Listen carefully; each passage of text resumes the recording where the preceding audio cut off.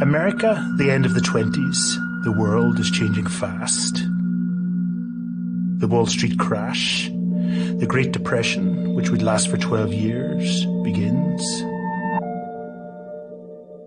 The movie world upended at the end of the 20s too. Sound cinema was taking off.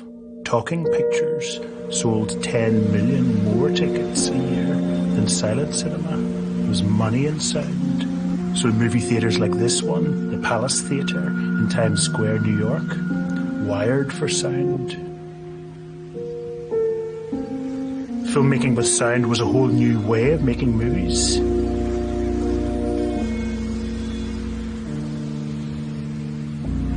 Real locations were hard to use now because someone was bound to start hammering metal or digging a road. So filmmakers were forced back into studios like this that were renamed sound stages. What happened in such stages? This scene from the 1931 film Her Dilemma shows what happened. Because recording sound was suddenly the main thing, picture became secondary.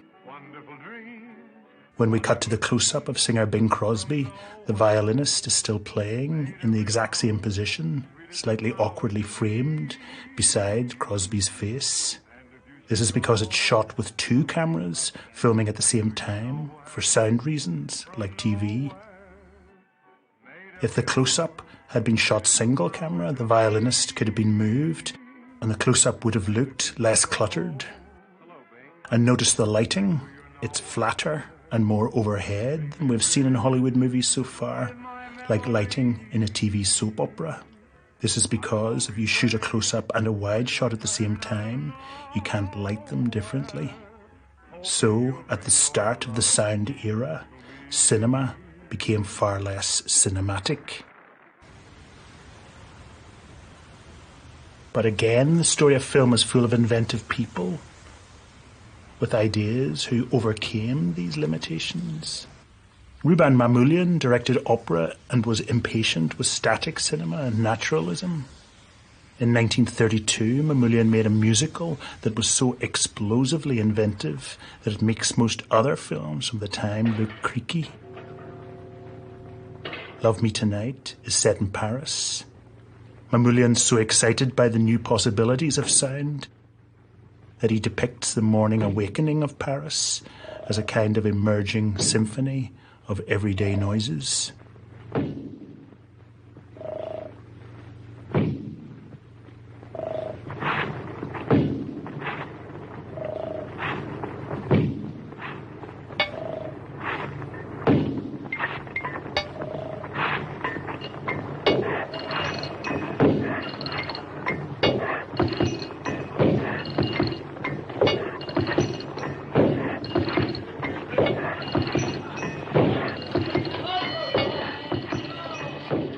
Then we meet our main character, this plucky sailor who will fall in love with a princess who lives in a chateau. The sailor sings, "Isn't it romantic?" This is overheard by this customer. Kiss me every hour.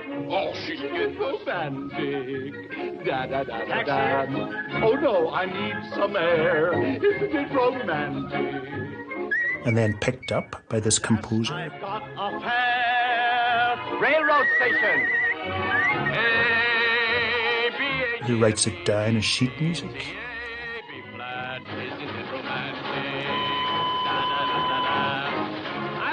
And then it's turned into a marching song by these soldiers.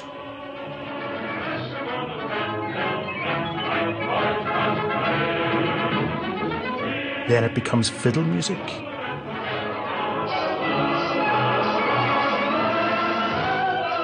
And finally, it reaches the ears of the stranded princess herself. This was sound unifying a sequence. Sound as a metaphor for travel. Sound as the thing that cinema follows. Sound calls, image responds. Isn't it romantic? Music in the night, a dream that can be heard. But Mamoulian was more inventive yet. He put the sound of yappy dogs onto a shot of old ladies to mock them.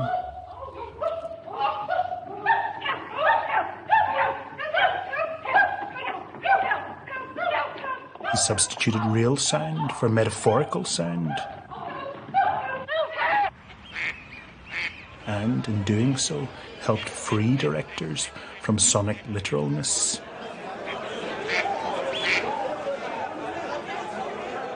So sound made money for the movie world and brought new styles to cinema.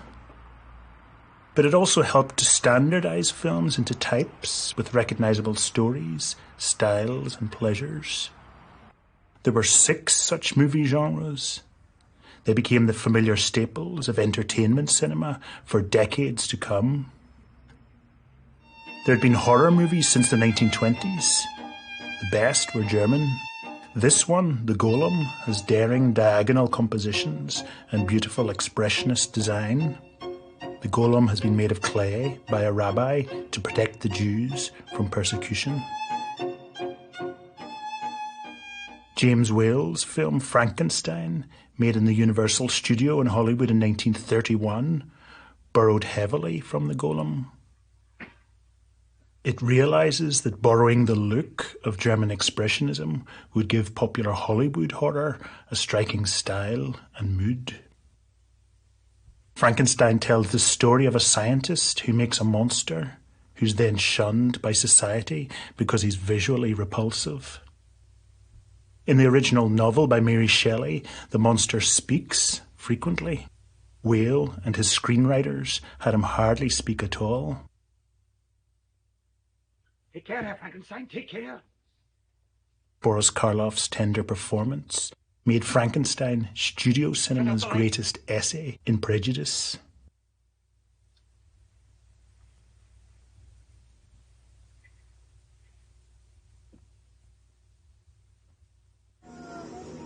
Horror became Universal Studios' trademark, as its backlot tours for tourists today show.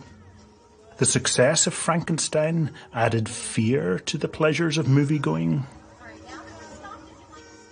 The best horror directors used this fear imaginatively. In the French film Eyes Without a Face, for example, a surgeon's daughter has a disfigured face, so she wears a mask.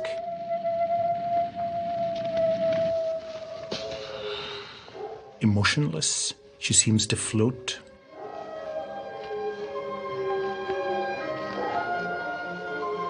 We're desperate to see what's behind the mask. Horror cinema is often about the dread of the unseen, and in than almost any other genre. Another genre that came of age in the 1930s was the gangster picture.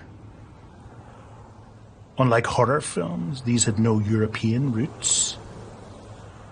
Alcohol was illegal in America between 1920 and 1933, so gangs of entrepreneurial lawbreakers, gangsters, ran it between country and city.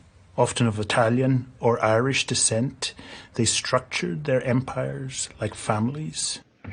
One of the first great gangster pictures was this one, Public Enemy, made just 2 years after sound came in. James Cagney is a sparky, rat-tat-tat opportunist who's made money running liquor.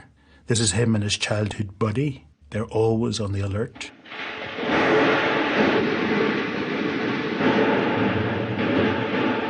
But then the buddy's gunned down from an opposite building, beautifully staged in deep focus. Cagney runs for cover.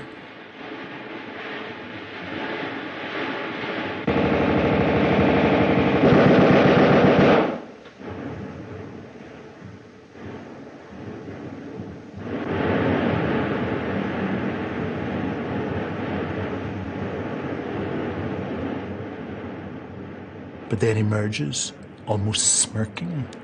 No grief here. Cagney, a former dancer, had charm. Many organizations in America denounced the film for indulging this charm. This was the start of a moral debate about gangster films that continues to this day. Also in the 1930s, journalist Ben Hecht wrote and Howard Hawks directed Scarface, Shame of a Nation. turning the gangster genre into Greek tragedy. This is the end of the film. A lovers clinch, and yet they're not lovers. They're brother and sister. Why didn't you shoot? It's because you're me, and I'm you. It's always been that way. Paul Mooney is the ultra-violent, not very bright gangster with the thick Italian accent, as if he's just arrived in America. His eyebrows were thickened to make him look almost ape-like. She's shot. He says he's nothing without her. You're all I got left. Little boy, he's gone. I know he's gone. I'm no good without you, Jessica. I'm no good with myself. Jessica! Jessica! They're out there. They want to get me. They're all there. Jessica, they won't give me a chance, please. The tragic neediness beneath the macho surface. The smallness of the big man. Jessica, don't go. Please, Jessica. Scarface was remade with cold brilliance in 1983. This time, Oliver Stone wrote and Brian De Palma directed. He used his trademark crane shots. Camonte's now called Montana. He's again a recent immigrant, now a Cuban thug dealing in cocaine. The film chimed well with the consumerist 1980s, shiny buildings and flashy pop music.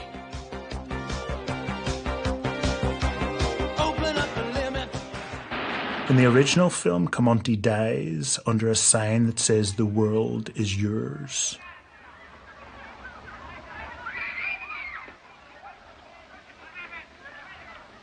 De Palma takes this moment and turns it into a Baroque scene in the middle of his film.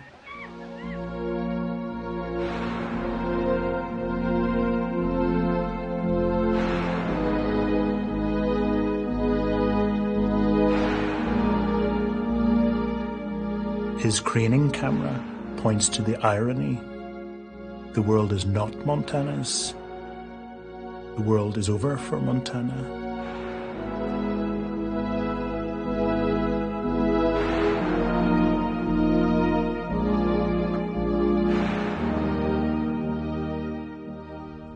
Hollywood made 70 gangster films in the 3 years after 1930 alone. They influenced cinema on every continent for decades. In Japan in 1954, the Seven Samurai mixed gangster themes with a traditional Japanese story of swordsmen and villagers. Scenes like this, that were lashed with rain, looked like they were drawn in charcoal, and the Seven Samurai became one of the most influential films of all time. Once Upon a Time in America was perhaps the best gangster film of the lot. This character, Noodles, played by Robert De Niro, had, in his downward look, the dismay of the movie gangster, his fascism, victimhood, hubris, style, and enigma, a complex set of ideas, all deriving from American cinema of the 1930s.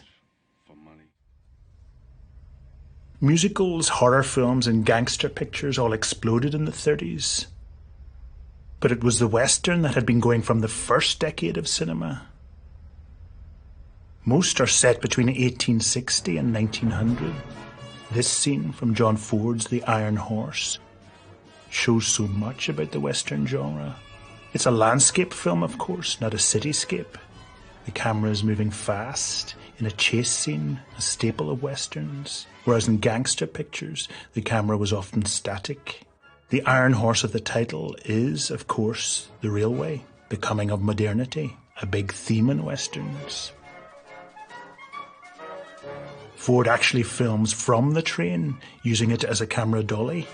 And, of course, the drama's a shootout between white settlers and indigenous Indians.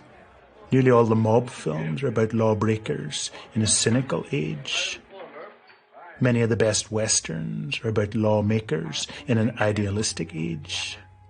In this much later Western by John Ford, Henry Fonda plays Wyatt Earp, here sitting on the right, who's become marshal in Tombstone to create the law. Leaving in 30 minutes. See, you're on it.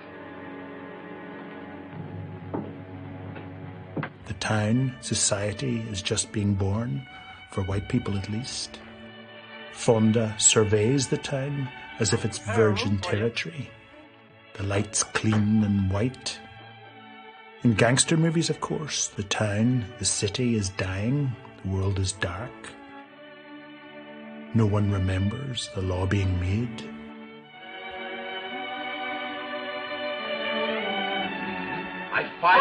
Comedy, which had been the greatest genre in silent American cinema, changed course with the coming of sound.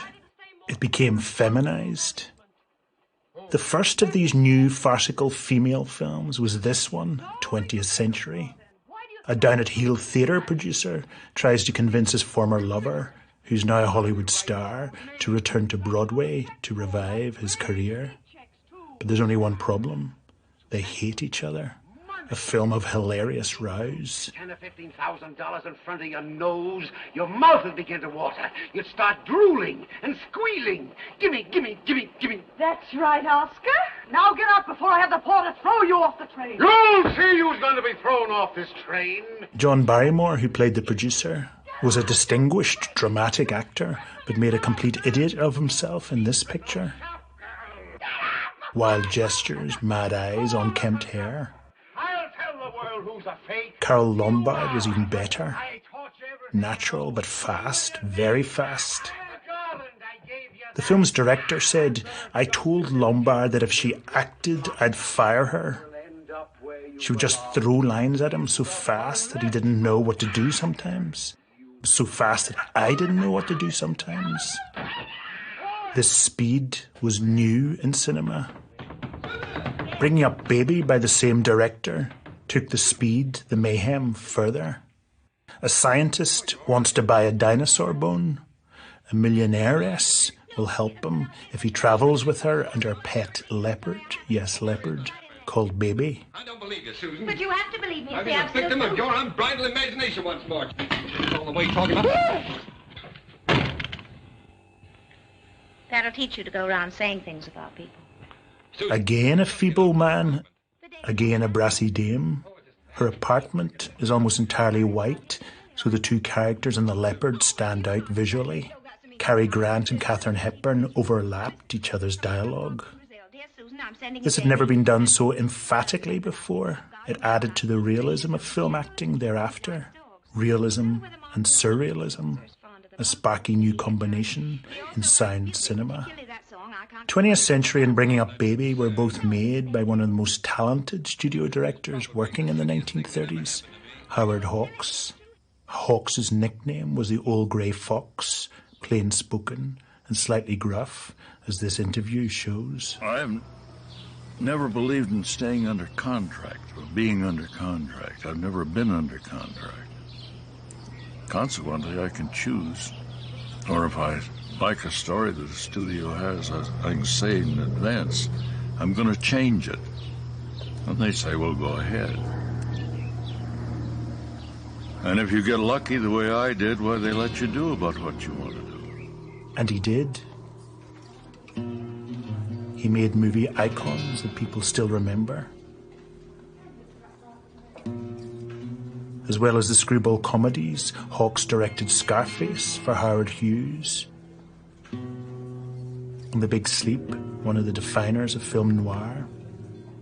And with Red River and Rio Bravo, he became a maker and baker of rich and beautiful character westerns. He helped shape the popular movie genres, maybe because he was such a mix of personalities.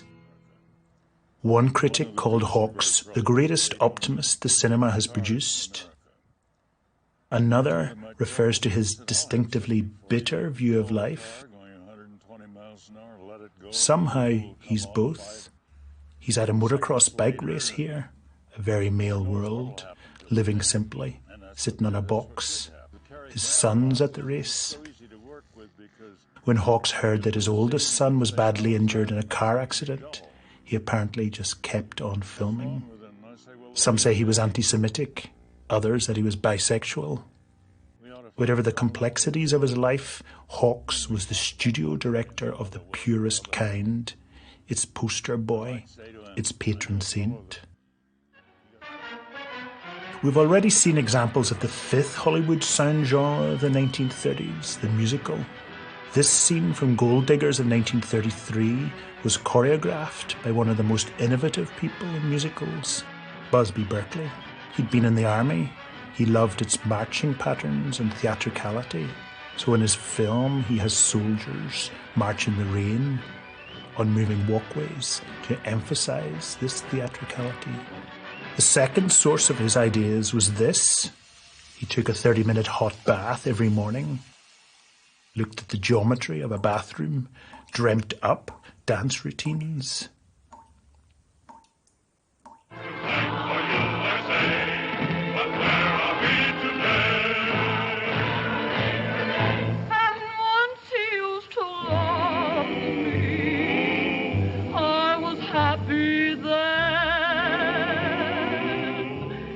In the finale of The Gold Diggers of 1933, a chorus girl sings about the forgotten men, ex-soldiers who have come back from war, traumatized, and who were then hit by the Depression.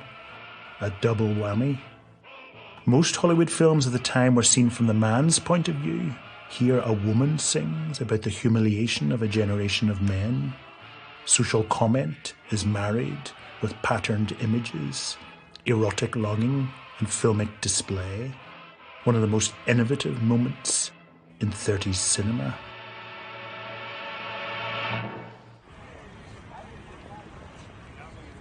A sixth type of film made in Hollywood took the world by storm in the 1930s. The cartoon.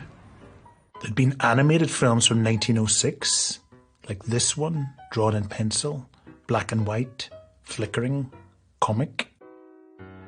And in Germany, 20 years later, Lotte Reiniger used Victorian cutout techniques to create this remarkable movie, The Adventures of Prince Ahmed. The little metal hinges on this original cutout shows how she created the movement. But Walt Disney turned animation into an internationally popular art form. He loved Robert Louis Stevenson and Charlie Chaplin. In New York, he started working with a brilliant Dutch draftsman, Ub Iwerks. They decided to create a new, likeable cartoon character. Disney decided on a mouse. This is their first Mickey Mouse film, Plain Crazy. Black and white, simple line drawings. Mickey, agog, magically changes a car into an airplane. In 1937, Disney had a worldwide box office hit with Snow White and the Seven Dwarfs. As Snow White was a human character, not an animal, Disney filmed a real actress in costume and transcribed the individual images of her onto paper. This was a first, the sort of thing that's done today with what's called motion capture. Snow White danced like a real girl, gracefully. No jerky action or distortions of her body. The result got standing ovations. Reviews were raves. It was painstakingly drawn in buildings long gone from this street corner. Disney, it seemed, could do no wrong.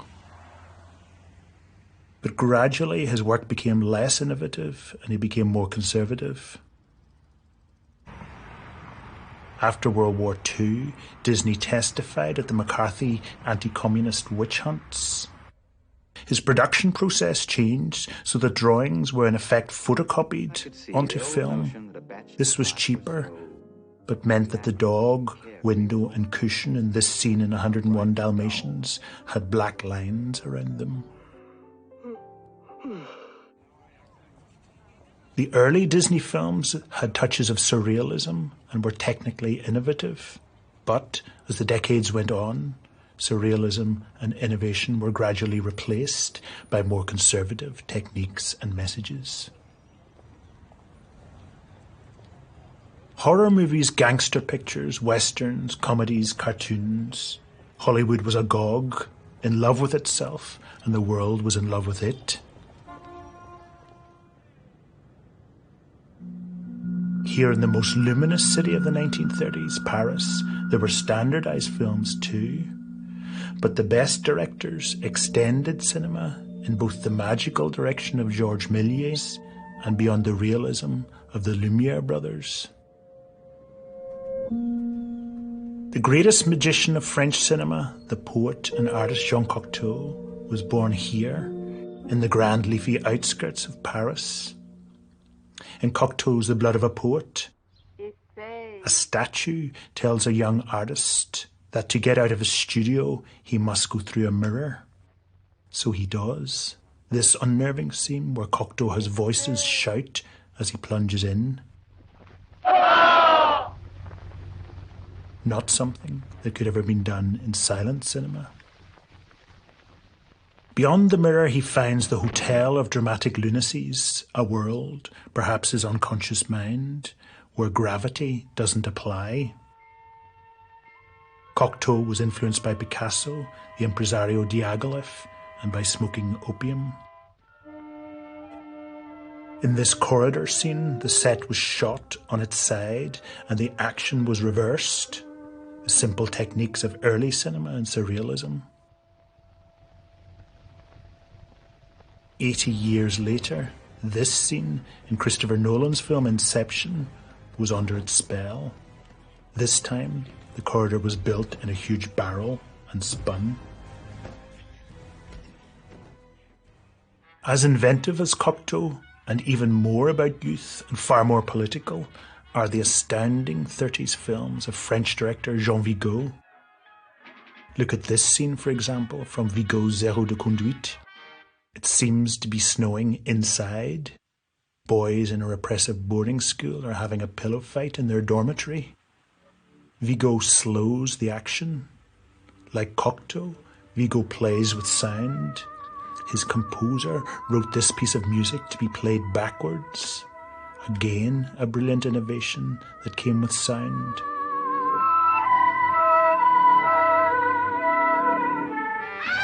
The boys riot. The shoot was fun and chaotic. The film was seen as an attack on French schools and banned until the mid-1940s. It inspired Lindsay Anderson's film If, which combined Vigo's radicalism with the British class structure. Anderson had his students rebel from a rooftop too, but he set his film in an elite school. And rather than throwing buckets and books, Anderson's students had machine guns. Vigo's next film, La Talente, had the same nonconformism, the same wonder. It's about a woman, Dita Parlo, who marries a young man, joins him on his barge. Parlo's like a child, discovering the poetry of the world, tenderness and humour. Vigo filmed on this canal in Paris. Halfway through the shoot, it snowed, causing continuity problems. So Vigo had his brilliant cameraman, Boris Kaufman, the brother of Soviet director Zia Vertov, point his camera upwards. So we see Parlo against the sky.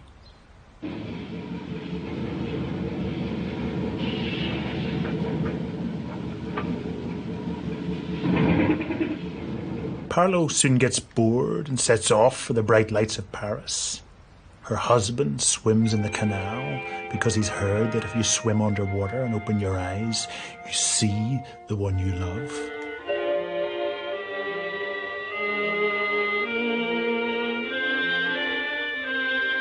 Like Zéro de Conduite, the response to La Talente was turbulent, but Vigo's aim remains clear. Many admired its visual beauty, but wanted a more conventional story.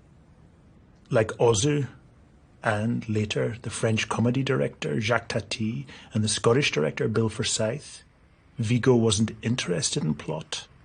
He wanted to show the joyous, fascinated, uncensored way in which this woman was opening up to life. Alas, Vigo's own life was closing down. He had leukemia and died in 1934, aged just 29, in a building that used to stand here.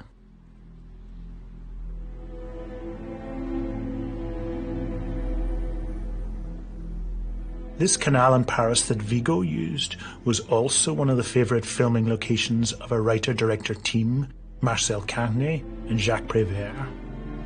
The innovative Carné-Prévert films of the 30s were about forgotten people encountering each other in bleak morning or evening light, coming alive for a moment in each other's company, but then retreating into themselves and their pessimism.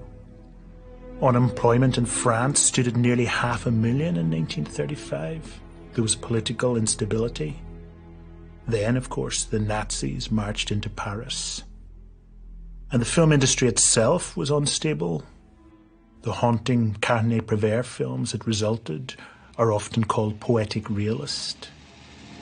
Quai des Brumes is one of the signature poetic realist films. Jean Gabin's a deserter from the Foreign Legion, whose whole life has been bad luck. He wants to leave France, start again. He gets a lift in a truck to a port. It's nighttime. The truck's headlights light up the gloom. The mist and the dust make the world look weary. Carné had this film shot with diffusion on the lens. Gabin has an expressionless face, like Humphrey Bogart.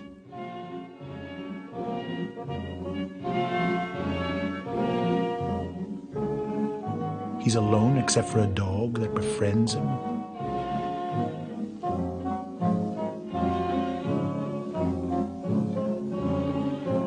It's a beautiful mood piece, a film with its eyes lowered.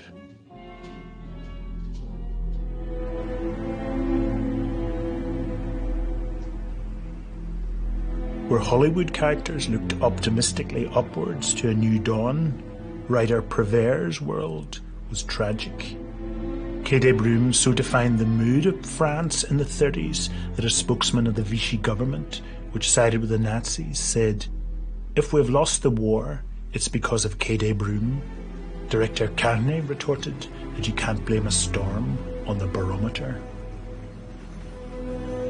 He was a master filmmaker, as at home in this studio in Joinville near Paris as Howard Hawks was in Hollywood.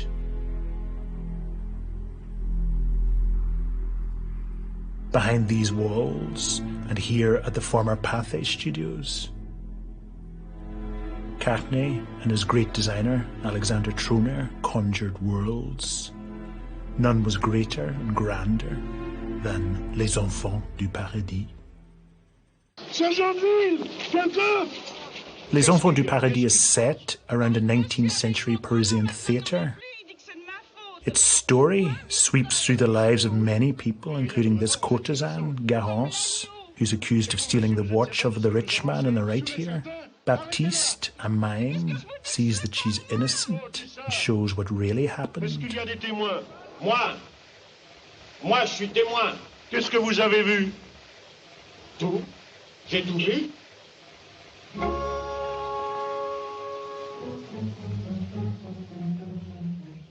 Suddenly, Carné introduces music to the mime.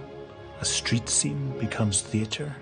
Jean-Louis Barrault, all in white, is brilliant at the mime.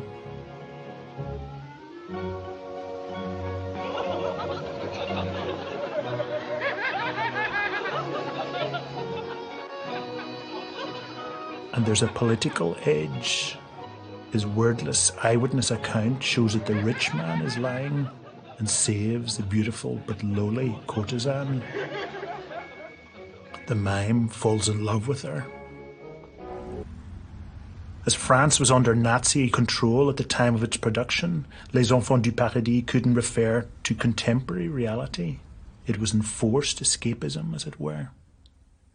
This man knew Carné and owns the theatre where some of Les Enfants du Paradis was shot. D'abord parce qu'il y a tout en même temps. Il y a une belle histoire d'amour, il y a un esthétisme poussé à bout, et puis il y a cette nostalgie des Français dans la légèreté, de se dire on est insouciant, on vit, et puis les Français, dont je fais partie, je crois qu'ils aident d'abord le peuple français à cette prétention qu'il est le miroir du monde, voilà, et que c'est les gens les plus importants, et à cette époque il rayonnait encore. Au moment de la libération, quand on était occupé, on a été servile, on n'a pas été courageux. On a accepté le joug des Allemands. Alors pourquoi on aime ces films comme notre ami Carnet? Parce que là, il y a une envolée lyrique, alors d'un seul coup, on n'a pas à être culpabilisé. Donc voilà, c'est l'insouciance. The title of the film, The Children of Paradise, refers to the cheap seats in the gods of the theatre, where the poor people are. From up here, you have a realistic overview of life, which matches the overview of Catenay and Prévert. If Catenay was a realist and a romantic, this man, Jean Renoir, was the great humanist of French cinema of the 30s. The veteran actor Norman Lloyd worked with Renoir in the 40s. What he wanted, and what you get from his pictures, we're talking about Renoir, is the great sense of humanity of people vis-a-vis one another. And something comes off the screen that you don't see with any other director. And actually, while Jean had a great visual sense, a lot of the stuff is just very simply shot. This scene shows what Lloyd means about the humanism in Renoir. It's from his most famous film, The Rules of the Game. We're in a drawing room of a chateau owned by aristocrats who know nothing of real life. These two old friends discuss love. Renoir himself plays Octave, the one in the suit, an unemployed playboy. The framing, the lighting, the camera angles are not innovative. Renoir's camera just seems to observe the decline and fall of this civilization. But then Renoir delivers the film's famous lines. De disparaître dans un trou. Et ça t'avancerait à quoi? Bah, ça m'avancerait à plus rien voir, à plus chercher, à savoir ce qui est bien, ce qui est mal. Parce que, tu comprends, sur cette terre, il y a une chose effroyable, c'est que tout le monde a ses raisons. On the eve of World War II, with the Nazis breathing down France's neck, this was remarkable. Film historian Jean-Michel Frodon.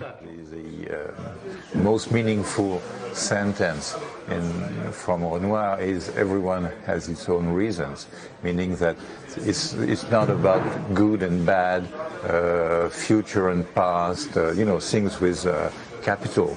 There is no capital letters in Renoir vocabulary, and this is what makes this film so alive, but also so difficult to deal with to a certain extent, because you cannot rely on solid basis, like you know who are the good guys and who are the bad guys, or you know that there is a fight to be fought and where we're heading to and why we're heading there.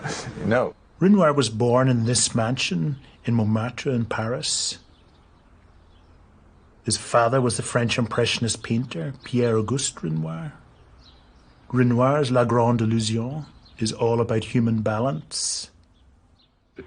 A French officer in a German World War I prison camp is befriended by his enemy, that typecast monster of silent cinema, Erich von Stroheim, who's the German camp commander.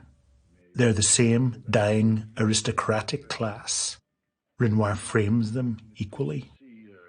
But Stroheim treats the prisoners decently too. They're French soldiers of ordinary background. They have equal weight within the frame also. War films and most genre films of the 30s usually stereotype goodies and baddies. But Renoir saw good in each of the pairs of men, and also respect between their very different classes. He said that he wanted constantly to insert wedges into his films, their design, their world, as you would under a wobbly table. Like Vigo, Renoir disliked a straight story. He liked his films to zigzag, to go off on tangents. One famous tangent is this scene in La Grande Illusion, in which the men talk about Jewish generosity. Bon, tu sais, au fond, je suis très fier d'être d'une famille riche. Et quand je vous invite à ma table, c'est pour moi l'occasion de le montrer. La foule croit que notre gros défaut, c'est l'avarice. Grave erreur, nous sommes souvent généreux. Hélas, en face de cette qualité, Jéhovah nous a largement dotés du péché d'orgueil. Oui, oh, tout ça, c'est des histoires. Moi, je m'en fous de Jéhovah. Tout ce que je vois, c'est que t'as été un bon copain. Bah, ça, mon vieux, qu'est-ce que tu veux? Renoir had stopped his plot for a moment to have the soldiers discuss decency and goodness. Having travelled in India, he had an Asian philosophy. He said that people create a veil in their lives that screens them off from the joy of the real world. Jean Renoir films tried to let us glimpse this joy. But it wasn't only France that was making great non-genre films in the 1930s. In 1930 itself, South America made its first surviving innovative movie. Mario Peixoto's film Limite, made in Brazil when the director was just 19, was called Very Beautiful by Soviet montage master Sergei Eisenstein. A woman sits on a hill, alone. No dialogue, no reverse angle, a series of dissolves, as if we're walking towards her. She seems worn down by something. The atmosphere's sultry. Then this. The camera's lifted and rushes towards her face, hand held. Then this. It seems to soar. When we hear that she's probably just out of prison, maybe we understand more. Maybe she's exhausted, traumatized by confinement. She's beginning to unwind. The first Brazilian film was made in 1906. By the late 20s, more than 100 features had been made. Limite seems to have been the most remarkable and pensive of them. It refined the ideas of the French Impressionist filmmakers. Not until the 1950s would Brazil again make films of such splendour. And it's in the 1930s that Poland, too, makes its first major contribution to the story of film. The country's first movie studio started production in 1920, but in 1938, this very non-genre film made waves. It was made by Stefan and Francisca Temerson. Men carry a mirrored wardrobe into a forest, a surreal adventure that's sometimes lyrical. The Temersons seem to love to play with light and exposure, and it's sometimes experimental, off horizontal angles, reverse action, etc. 30 years later, Poland's most famous filmmaker, Roman Polanski, seemed to have the Temersons' pioneering film in mind for one of his experimental shorts. Poland had had a hard time in the 1930s and then was invaded by its neighbour, Germany.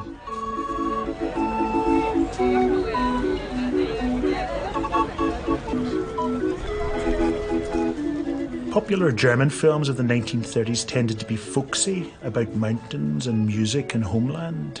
Soon Adolf Hitler's National Socialists banned Jews from working in the film industry. Into this moral wilderness strode this filmmaker, Leni Riefenstahl. She used soft light, mist, mountain landscapes.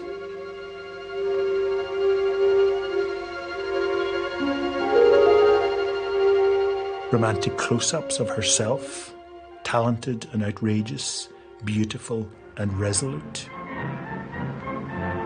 Hitler and Reichsminister of Propaganda Joseph Goebbels asked Riefenstahl to film a Nazi party rally. The result was Triumph of the Will, a documentary of sorts which pictured Hitler and the party in almost mythic terms. Riefenstahl was given the resources that Griffith had for Intolerance, or Gans for Napoleon.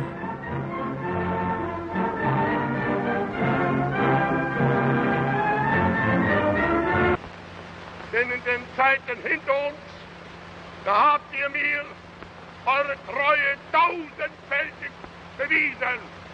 Und in der Zeit vor uns kann es nicht anders sein und es wird auch nicht anders sein. Her images were geometric, epic, euphoric, bombastic. Then, here at the Olympic Stadium in Berlin, She filmed the 1936 Games.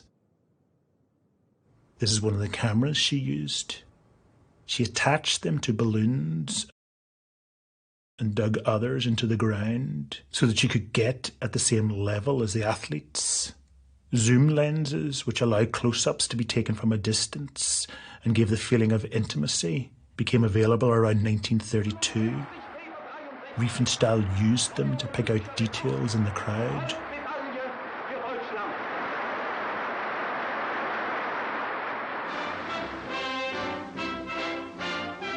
In this diving sequence, she cut before the athletes hit the water, or reversed the action, or turned some shots upside down to make them soar, balletic, like a musical. Hollywood choreographer Busby Berkeley nicked visual ideas from military marching, and in turn, Riefenstahl seemed to steal ideas from him. Riefenstahl was interested in the sublime, something grand and fearful, glimpsed beyond the everyday. She filmed these people as if they were Greek gods, apparently approving of the political obscenity of her paymasters. Next to Orson Welles and Alfred Hitchcock, Riefenstahl thought in terms of cinema more than any other filmmaker of the 30s or 40s.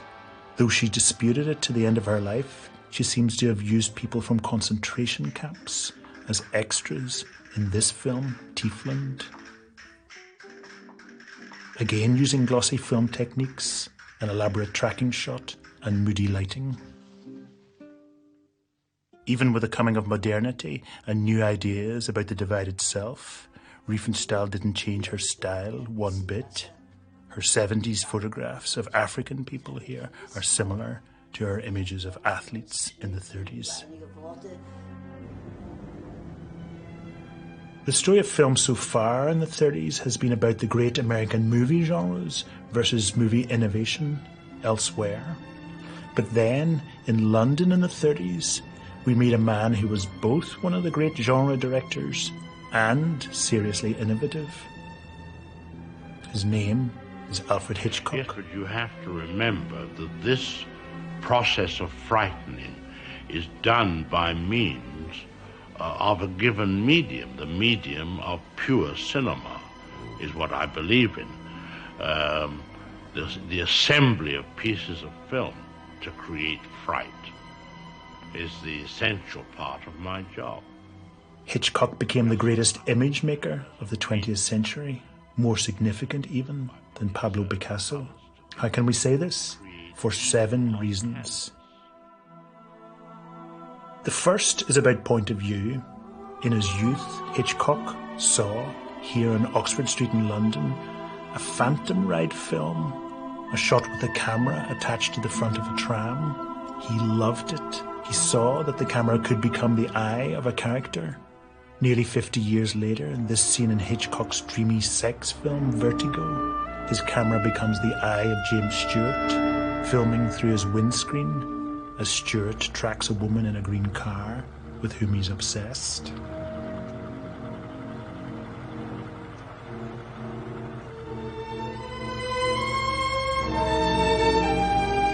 The second reason why Hitchcock's images are great is because of where he was born, here, Essex in England.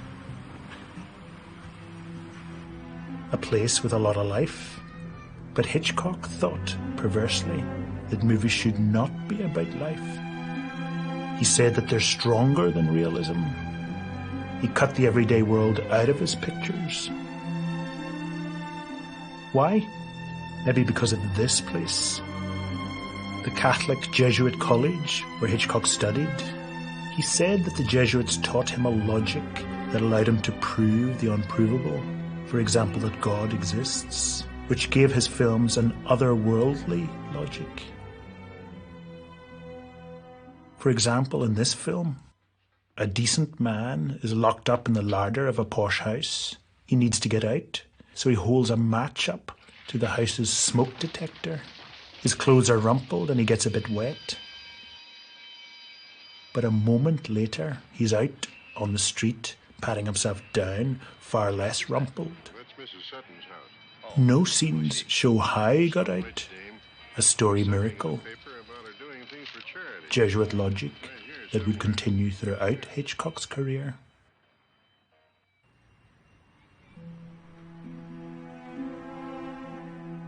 And the third brilliance of Hitchcock is his understanding of fear, that it's in ordinary places, that it's different from shock. Look at this scene in his film about a German trying to bomb London, Sabotage. A boy's on a London bus. Suddenly, what he's carrying explodes.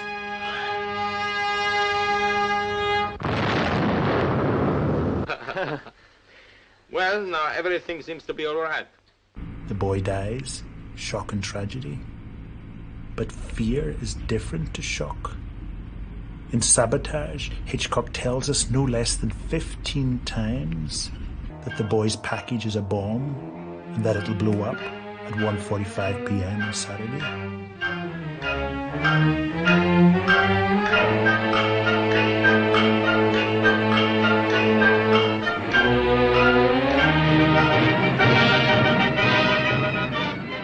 Fear comes from knowing that the shock is coming.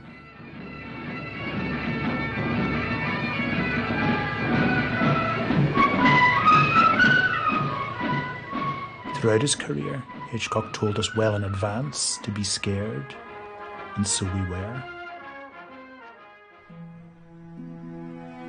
Hitchcock worked in German cinema, then came here, the first film production company built in Britain by the Americans. Hitchcock met his wife here and learned from the great female American script editors who worked here. Hitchcock's films were very female. The fourth reason that Hitchcock was great was due to his use of close-ups. More than any director since Eisenstein, Hitchcock loved close-ups. His great British film, The 39 Steps, is obsessed by hands. So if ever you should meet a man with no top joint there, be very careful, my friend. That of a mysterious man with the severed finger who knows what the 39 steps are. The hands of Madeleine Carroll, the reluctant girl that Hannah gets handcuffed to as she takes off her stockings. They're holding hands in the end. Close-ups, said Hitchcock, are crashes of symbols, dramatic punctuation in a story.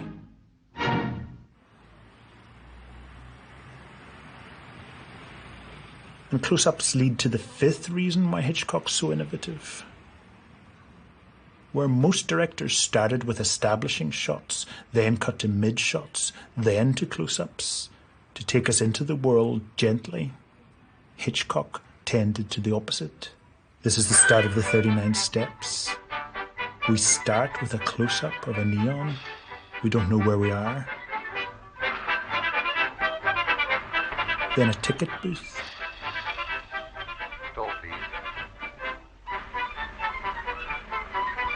Then carpet.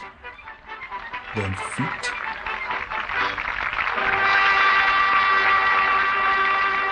Then a back.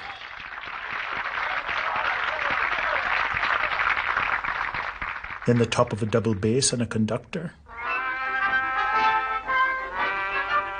Only then do we widen out. We're in a London theatre. We've seen no cityscape, no theatre exterior. The 39 Steps was written here, where Hitchcock lived, where he had his ideas. Norman Lloyd produced lots of Hitchcock's TV shows and was in this scene that shows the sixth reason why Hitchcock was the greatest image maker of the century. We're in America. I swear I will. Lloyd is hanging from the Statue of Liberty. How clear? Just has the sound of wind. You hear the slight, it isn't a whistle quite, it's just the almost murmur of wind. I'll get your sleeve. The standard thriller way to play this scene would be with big dramatic music. Lloyd shouting for help from the nice guy, Robert Cummings. But Hitchcock uses no music, almost whispered dialogue. Ugly. There was an urgency. He was pleading with the guy to save him. And at the same time, he felt he was falling. And it somehow, in trying to get at Bob Cummings, he didn't feel that shouting would do it. He just felt if he could get the urgency to him, that he would really save him. And look at this scene from Hitchcock's film Marnie. It shows the seventh reason why Hitchcock is great. Sean Connery is with Tippi Hedren, who plays Marnie.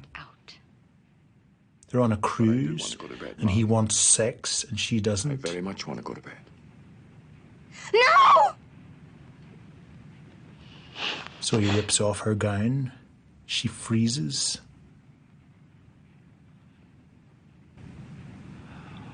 I'm sorry, Marnie.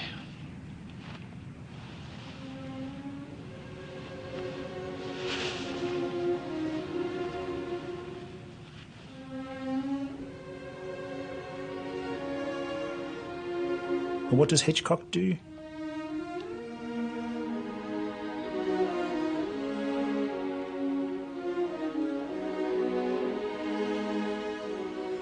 He cuts to a high angle for a moment.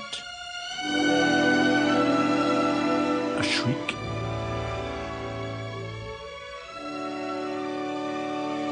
Her shriek.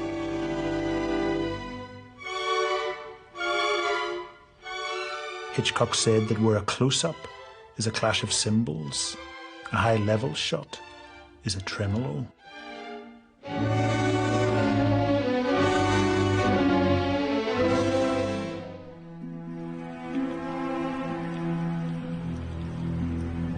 Back in London, where the studio where he made his great British films once stood, there are posh flats now, and at their centre is a massive sculpture of Hitchcock as a Buddha, wise and inscrutable. Hitchcock, the great image maker and entertainer, would surely have chuckled. Hitch had a certain physical presence. As a consequence of that, it gave him a certain Churchillian, Buddha-like, masterful presence when he sat there. And he would just stare at you as if to say, are you sure that what you're saying makes sense?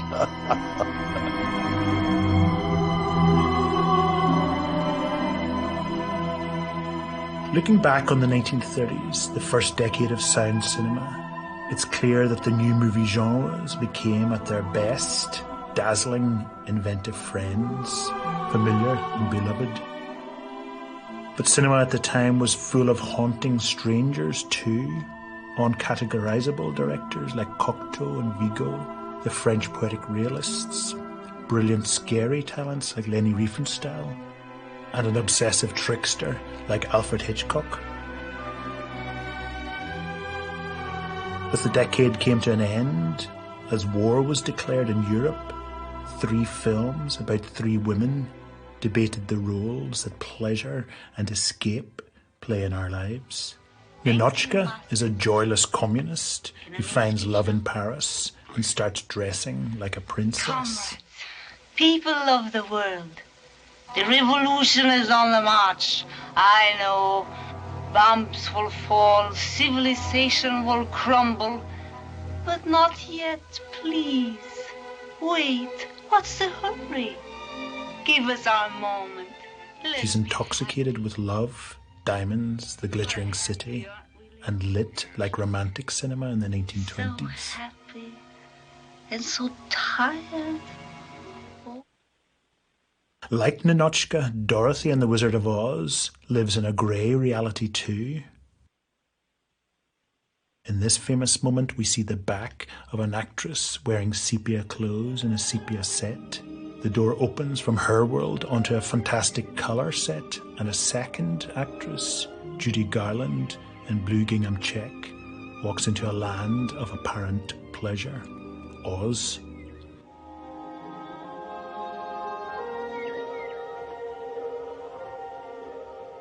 A fantasy world like Ninotchka's Paris. Yet Oz is a false dream for Dorothy. She comes to understand that there's no place like home. As the camera cranes, the film gently questions the very 30s idea of escapism. And here's the third woman dealing with escapism. Scarlett O'Hara in Gone with the Wind is rich and spoilt. She starts life in a fantasy world, but steps into reality and war. The rising camera in this brilliant single shot shows the scale of the trauma. The previous two films didn't blame Ninotchka or Dorothy for making mistakes about escapism, but Gone with the Wind's God's eye view punishes Scarlett for her denial. She loses everything. Gone with the Wind's thought of as one of the most escapist films ever made, yet its content explicitly attacks escapism. Its form is another matter. It created so vivid an emotional universe. Its craning camera so grand. Its music was so lush that the film's bitter pill was sugared. Ninotchka, Dorothy and Scarlett show that escapism was the main melody in 1939. But listen carefully, and you can hear the distant drums of war, realism, and Orson Welles.